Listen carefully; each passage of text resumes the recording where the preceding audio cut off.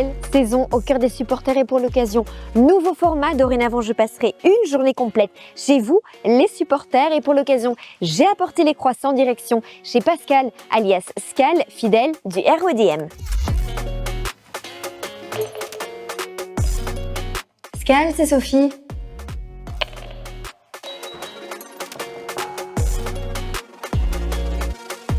Salut Scal. Sophie. Tu vas bien? Ça va, et toi? Ça va. Merci. Je te pose la question de but en blanc.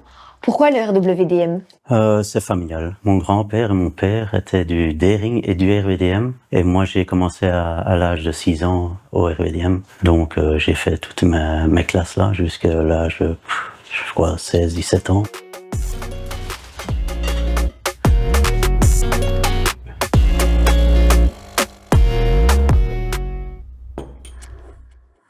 Du coup, on parlait ici dans la cuisine du côté un peu identité. En off, tu m'as précisé une info qui est quand même plutôt sympa. C'est que tu as du coup le même anniversaire que... Le titre de Molenbeek. C'est génial. 50 ans, donc la même année, en 75, je suis né. J'avais 3 mois quand ils ont été champions, donc je n'ai pas connu ça, mais ça devait être de la folie ici au stade Edmond Martens. Contre Ostende, c'était le 5-3 qu'on a fait, c'était un moment historique pour le club. Et si on parle justement de moments historiques, peut-être pas pour le club, mais pour toi qui as suivi depuis tes 6 ans l'évolution du club, il y a un moment un peu marquant, un match ou un joueur ou quelque chose qui a été marquant pour toi dans ton parcours? J'ai quand même eu quelques entraîneurs qui étaient joueurs au club, donc comme Yves de Greef, Alain Kneut, Michel de Wolf. J'ai eu donc c'est tous des grands joueurs au RWDM qui étaient titulaires dans l'équipe, quoi, donc pas dans l'équipe championne, mais après dans les années 80. Donc c'est quand même une fierté pour moi que j'ai eu quand même ces entraîneurs. Pour un jour comme aujourd'hui, bon aujourd'hui c'est un jour un peu spécial et il y a la Fan Day. Donc on va partir, la Fan Day d'autant plus qu'elle prend place un peu avant, un peu après, que le match est en après-midi à 13h30. Mais tu viens combien de temps à l'avance? Et est-ce que tu as aussi des petits rituels comme aller au café, comme peut-être retrouver aussi... Quand c'est le match à 4h par exemple, ou à 8h du soir, 2 heures avant, on se donne rendez-vous au café. Et voilà, quoi. Donc on boit des verres, on parle de tout et de rien, quoi. Une demi-heure avant le match, on part au stade, tous ensemble, et voilà.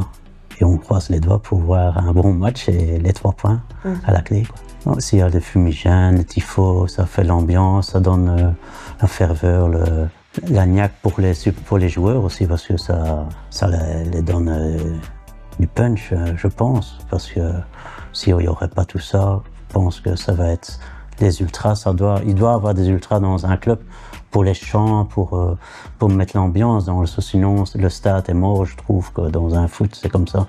Je pense que dans le monde entier c'est comme ça. Il y a des fumigènes, il y a un tifo, évidemment.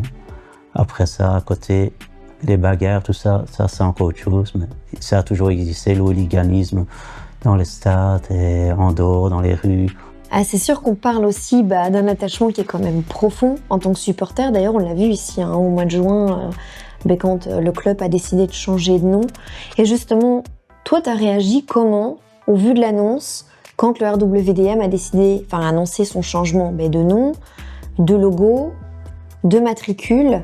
C'est quoi qui, sur peut-être ces 3 choses-là qui ont changé, qui t'a le plus heurté, si ça t'a heurté? Parce que finalement, peut-être que justement, toi, tu voyais ça comme quelque chose de positif. C'était catastrophe. On a eu un coup de marteau sur la tête. On a jeté ça sur Internet. On nous enlève les 4 lettres de notre club.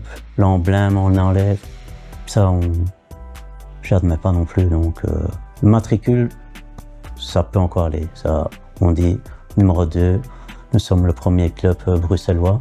On reprend des titres du D-Ring, plusieurs titres de champion de Belgique. Donc, ça, tu vois comme quelque chose de positif alors?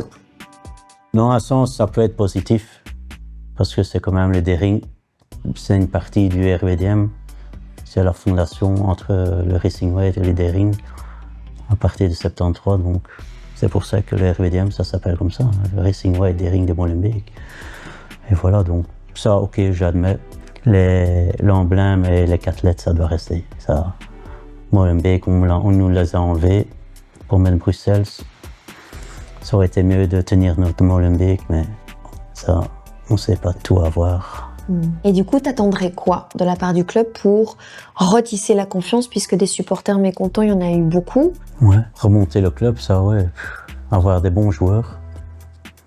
On devrait avoir nos joueurs à nous, donc des achats qui resteraient 3-4 ans et avec ça, on arrivera parce que pour le moment, je pense que depuis qu'il est arrivé, l'Américain, au lieu de monter, je pense qu'on régresse, pour moi. Si on joue le top 6, ou on doit être dans le top 6 pour jouer le play-off, mais je pense que ça va être très dur.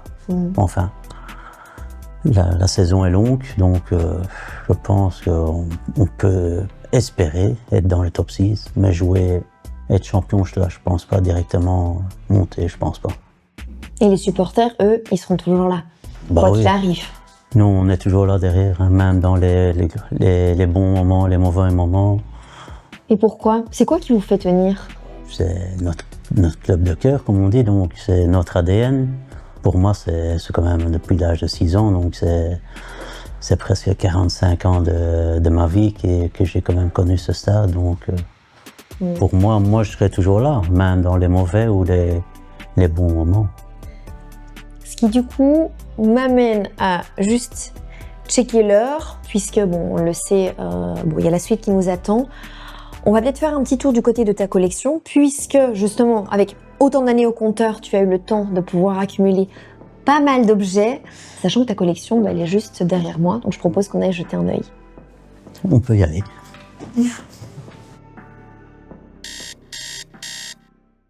Du coup, ça c'est ta pièce. Oui. Ça fait combien de temps que tu cumules comme ça tous les objets?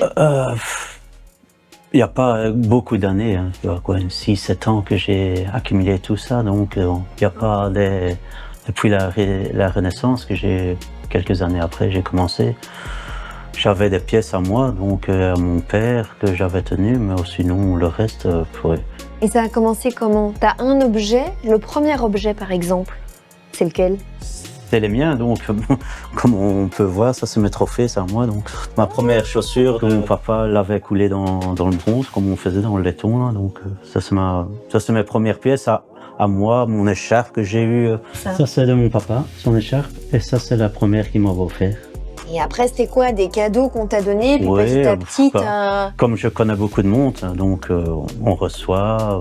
Évidemment, j'achète aussi, donc sur Internet, ou on fait des échanges. Il n'y a pas que Molenbeek, j'ai beaucoup du D-Ring, les clubs fondateurs, hein, donc tout ça, c'est le D-Ring. Ah ouais, c'est tout l'historique finalement, hein, de avant 2002. Ouais. Et du coup, dans toutes ces pièces, tu as peut-être une pièce fétiche. Une. Ouais, allez, ouais.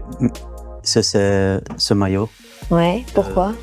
De mon entraîneur, mon premier entraîneur, comme on avait parlé là, Yves Degreffe, l'année passée, il me l'a offert, quoi. Donc il a signé et il dit je vais regarder dans mon grenier si j'ai quelque chose, et voilà. Donc c'est son premier maillot quand il a commencé. Direction de match et avant la fan day, Ouais. Je mets mon suite. Donc un des sweats, j'imagine que c'est pas le seul, mais c'est celui que tu as choisi de porter aujourd'hui. Ouais. Avec Le 47. Pour toi, c'était la matricule la plus importante de l'histoire du club?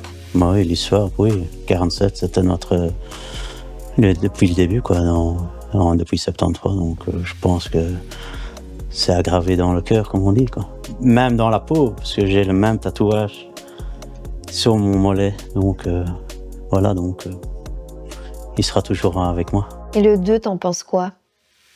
Bah, comme j'ai dit, le 2, c'est bien, c'était du D-Ring, donc on reprend les titres qui appartenaient au D-Ring, plus nous sommes le premier club bruxellois et le deuxième en Belgique après l'Antwerp. Et pour la suite des vêtements, ça donne quoi alors? Ah, j'ai mon écharpe, souvent le même que j'emploie, qui m'a plus ou moins porté chance depuis la Renaissance, donc espérons qu'elle va toujours me porter chance. Très bien. Bon, je propose qu'on y aille maintenant.